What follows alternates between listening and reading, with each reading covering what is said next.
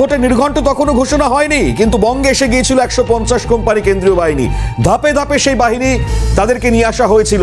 আর এবার আরো 27 কোম্পানি বঙ্গে বাহিনী তাদের প্রবেশ 1 এপ্রিলে হতে চলেছে। ভোটের নির্ঘণ্ট প্রকাশের পর বাহিনীর প্রবেশ 177 কোম্পানি, সামগ্রিকভাবে বাহিনীর সংখ্যা এটা আপাততভাবে।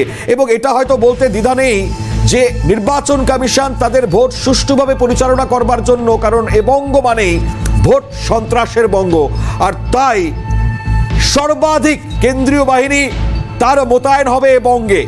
ইতিমধ্যে দাঁড়িয়ে আপনারা জানেন যে আমাদের এ বঙ্গে আপাতত বাহিনীর সংখ্যা, যেটা আমি বলছিলাম, 177 কোম্পানি।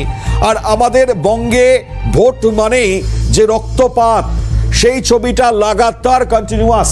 সেটা আমরা শেষ পঞ্চায়েত নির্বাচন বলুন, বিধানসভা নির্বাচন বলুন, আর এবার তো লোকসভা নির্বাচনে আমরা আশা রেখেছিলাম যে প্রত্যেকটা জিনিস সুষ্ঠুভাবে হবে, কিন্তু না। তারপরেও এখনো পর্যন্ত যা ছবি আপনারা দেখেছেন তাতে আপাতত এই 177 কোম্পানি বাহিনী তা অবশ্যই গুরুত্বপূর্ণ। এই মুহূর্তে নির্বাচন কমিশনের তরফ থেকে যে বাহিনীর বিন্যাস সেটা দেওয়া হয়েছে 15, 5, 7, 27, এবং সেখান থেকে স্পষ্ট করে দিয়েছেন এই 27 কোম্পানি যা আরো বাহিনী আসছে তাদের ডিপ্লয়মেন্ট সহ নানান নোটিশ, সেটি এই মুহূর্তে আপনাদেরকে দেখাচ্ছি। খুব স্বাভাবিকভাবেই 177 কোম্পানি কেন্দ্রীয় বাহিনী, যা অত্যন্ত গুরুত্বপূর্ণ।